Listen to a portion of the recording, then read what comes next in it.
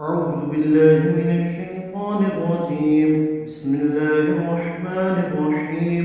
إذا وقعت الواقعة ليس لوقعتها كاذبة خافضة رافعة. إذا رجت الأرض رجا وبست الجبال بسا فكانت هباء منبثا وكنتم أزواجا ثلاثا وأصحاب الميمنة ما أصحاب الميمنة وأصحاب المشأمة ما أصحاب المشأمة والسابقون السابقون أولئك المقربون في جنات النعيم. ثلة من الأولين وقليل من الآخرين على سرر موضونة متكئين عليها متقابلين. يطوف عليهم ولدان مخلدون بأكواب وأبارق وكأس من معين لا يصدعون عنها ولا ينزفون وفاكهة مما يتخيرون ولحم طير مما يشتهون وحور عين كأمثال اللؤلؤ المكنون جزاء بما كانوا يعملون. لا يسمعون فيها لغوا ولا تأثيما إلا قليلا سلاما سلاما. وأصحاب اليمين ما أصحاب اليمين في سدر مخضود وطلح منضود وظل ممدود وماء مسكوب وفاكهة كثيرة لا مقطوعة ولا ممنوعة وفرش مرفوعة. إنا أنشأناهن إنشاء فجعلناهن أبكارا عربا أترابا لأصحاب اليمين. ثلة من الأولين وثلة من الآخرين. وأصحاب الشمال ما أصحاب الشمال في سموم وحميم وظل يحموم لا بارد ولا كريم. إنهم كانوا قبل ذلك مترفين وكانوا يصرون على الحنث العظيم وكانوا يقولون أإذا متنا وكنا ترابا وعظاما أإنا لمبعوثون أو آباؤنا الأولون. قل إن الأولين والآخرين لمجموعون إلى ميقات يوم معلوم.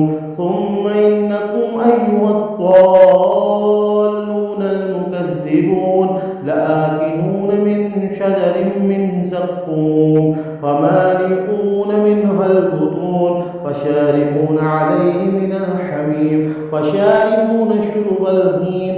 هذا نزلهم يوم الدين. نحن خلقناكم فلولا تصدقون. أفرأيتم ما تمنون أأنتم تخلقونه أم نحن الخالقون. نحن قدرنا بينكم الموت وما نحن بمسبوقين على أن نبدل أمثالكم وننشئكم فيما لا تعلمون. ولقد علمتم النشأة الأولى فلولا تذكرون. أفرأيتم ما تحرثون أأنتم تزرعونه أم نحن الزارعون. لو نشاء لجعلناه حطما فظلتم تفكرون إنا لمغرمون بل نحن محرومون. أفرأيتم الماء الذي تشربون أأنتم أنزلتموه من المزن أم نحن المنزلون. لو نشاء جعلناه أجاجا فلولا تشكرون. أفرأيتم النار التي تورون أأنتم أنشأتم شجرتها أم نحن المنشئون. نحن جعلناها تذكرة ومتاعا للمقوين. فسبح باسم ربك العظيم. فلا أقسم بمواقع النجوم وإنه لقسم لو تعلمون عظيم. إنه لقرآن كريم في كتاب مكنون لا يمسه إلا المطهرون تنزيل من رب العالمين. أفبهذا الحديث أنتم مدهنون وتجعلون رزقكم أنكم تكذبون فلولا إذا بلغت الحلقوم وأنتم حينئذ